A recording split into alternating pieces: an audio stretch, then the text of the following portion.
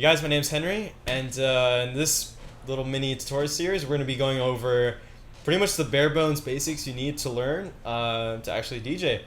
So before we actually get into like the nitty-gritty details, I guess in a broad level overview, your job as a DJ is to pretty much find music, make a playlist, and then finally, once you're behind the decks, load them up, make sure that both tracks are in time with each other, and then make sure that they kind of sound like nicely together, and then pretty much transition out of one track, and then you pretty much repeat that process. So yeah, before we can actually get into the details of like how we're actually going to be doing those techniques, first we gotta talk a little bit more about like the MP3 files themselves and what actually they're made out of. So essentially,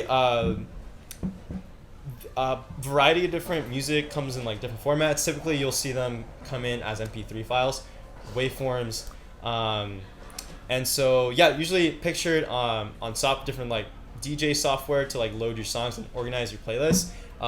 Usually they'll have the frequency, so it's essentially every song is made up of a frequency spectrum. As you can see here, the darker colors, like the darker pinks, sort of represent the lower frequencies, and then the lighter the colors are, the higher the frequencies are. And so usually, so a frequency is pretty much the physical movement of air that we perceive as sound. So usually more elongated wavelengths, we're going to perceive them as like lower tones, like lower bass tones, and like very high, fast moving waveforms, we're going to perceive as like a higher pitch and quicker sounds. So yeah, so that's pretty much what you have pictured there.